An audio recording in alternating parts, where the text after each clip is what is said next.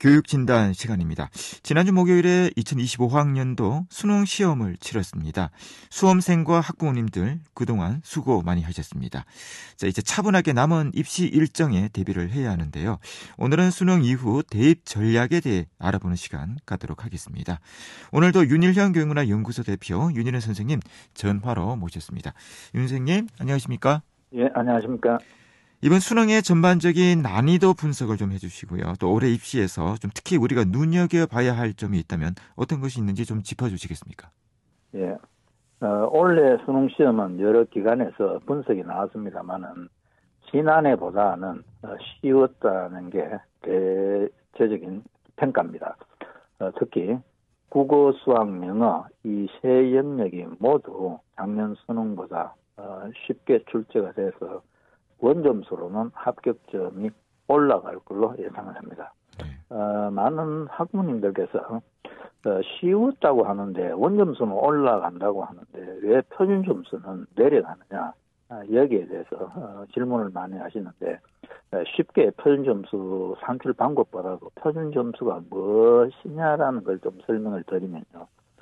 표준점수는 내가 받은 점수가 집단의 평균에서 얼마나 많이 떨어져 있는가입니다. 예를 들면은 집단의 평균점이 50점이면 내가 100점을 받았다는 50이 떨어지지 않습니까?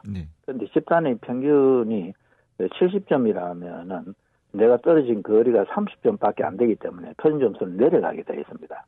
그래서 표준점수란 집단의 평균과 나와의 떨어져 있는 간격을 이야기하기 때문에 원점수가 쉬우면 원래처럼 표준점수 최고점은 내려오고 원점수가 어려우면 거리가 멀어지니까 표준점수는 높아진다.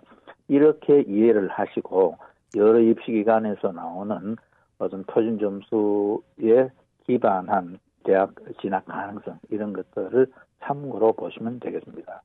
그리고 특히 올해는 국어, 수학, 영어가 쉬웠지만 사회탐구, 과학탐구, 이 탐구 영역이 그래서 상대적으로 이 국어, 수학, 영어에 비해서는 어렵게 출제돼서 최상위권의 경우는 이 탐구 영역이 상당한 변별력으로 작용할 것이다. 또 쉬운 기조 속에서도 수학은 그래도 변별력을 갖고 있기 때문에 올해 입시에서는 수학의 영향력이 그 어느 해보다 클 것이다. 일반적으로 우리가 입시에서는 특별한 변수가 없는 한 수학이 가장 큰 영향을 미치게 되어 있는데 올해는 더욱더 수학이 큰 영향을 미치리라고 봅니다. 그리고 영어도 지난해는 많이 어려워서 1등급이 4.71%밖에 안 됐습니다. 이때 그 불만이 많았죠. 4.71%라면 자연상태로 상대평가에서 4%가 1등급인데 상대평가와 다를 바도 없고 더 못하다 이런 이야기가 나는데 올해는 상당히 쉽게 출제됐습니다. 지난 9월 모평에서 1등급이 10%가 넘었는데 그 전후가 혹은 그보다 더 넘을 수도 있다. 이런 그 말씀을 드릴 수 있습니다. 그리고 특히 올해 그 입시 변수 중에서는 21년 만에 의대를 겨냥한 이 상위권 반수생 재수생이 대거 그 응시를 해서 21년 만에 재수생의 그 비율이 가장 높았습니다. 그래서 문제가 쉽고 또 상위권 재수생이 많아져서 이게 입시에 어떻게 영향을 미칠 것인가 이 점도 한번 그 지켜볼 필요가 있는 어떤 그런 문제로 대두되고 있습니다. 네.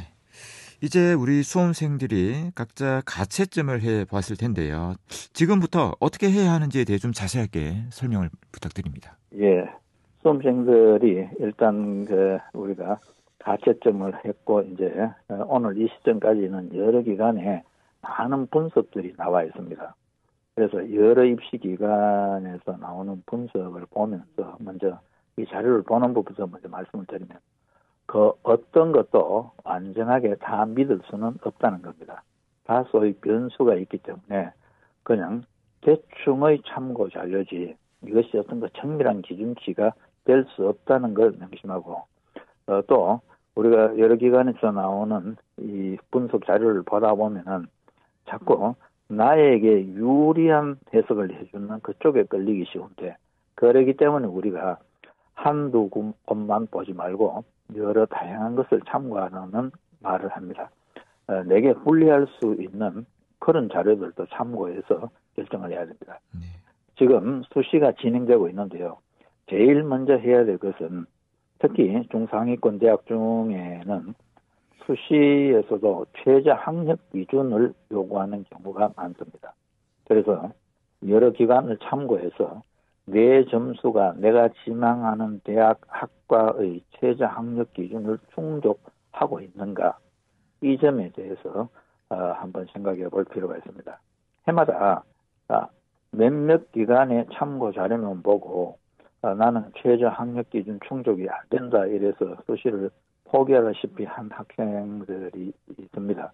그런데 역시 이 가채점 결과에 대한 분석 자료들은 정확하지 않기 때문에, 예를 들면은 등급급 경계에서 그냥 한두 문제 정도 차이가 날 때는 완전히 낙관하지도 말고, 더군다나 아니라고 미리 포기해버리지 말고 한두 문제 정도 차이는 내가 바라는 등급에 이를 수가 있기 때문에 수시에 최선을 다해야 됩니다. 그리고 가채점 결과를 보고 또 여러 기관에서 나오는 정시 지원 가능점이 나오는데, 내 점수로 정시에 가도 확실하게 합격한다 이런 생각이 들면은 정시 지원 가능한 대학보다 좀 낮은 대학에 수시 원서를 냈으면은 면접이나 논술 면접 구수를 안 갈 수 있는데, 그런데 해마다 또 여기에서 어떤 문제가 생겼냐면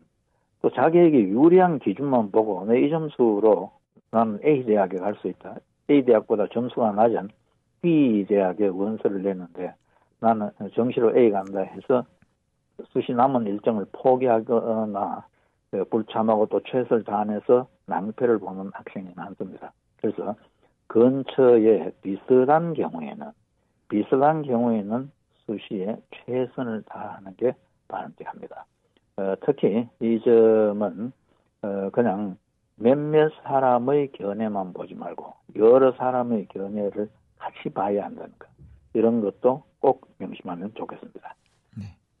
수능 시험이 일단 끝이 났는데요. 우리 수험생들이 지금부터는 어떻게 시간을 보내는 것이 좋을지에 대해 말씀을 부탁드립니다.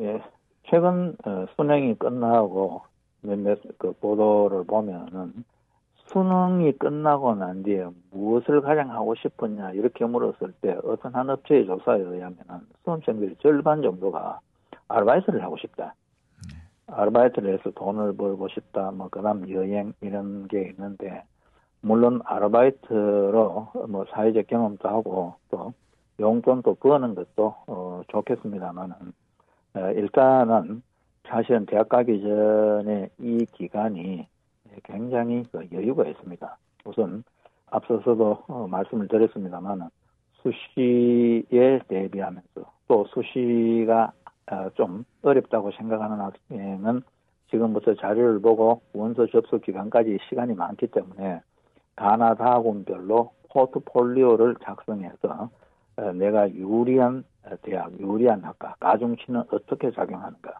조금이라도 나에게 유리한 대학과 학과를 찾아서 이 포트폴리오를 만드는 작업을 하면서, 그 다음에 우리 수험생들은 지금 이 급변하는 시대의 흐름을 읽을 수 있는 여러 가지 시사적인 내용도 좋고 아니면 고전 작품도 좋고 책 읽는 시간을 반드시 가져야 대학에 가서도 좀 더 알차게 할 수 있다.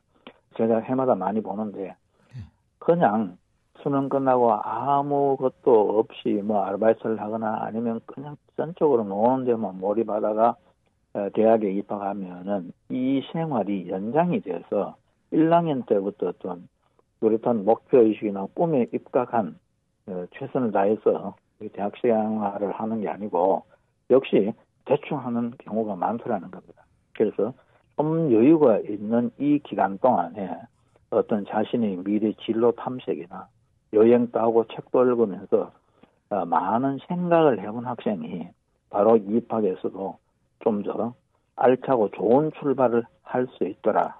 이런 것들을 널고 확인을 할 수 있었습니다. 그래서 우리 수험생들이 아르바이트 이런 것도 물론 경험을 쌓는 것 좋겠지만 책 읽고 생각하고 여행하고 이런 시간을 많이 가졌으면 좋겠습니다.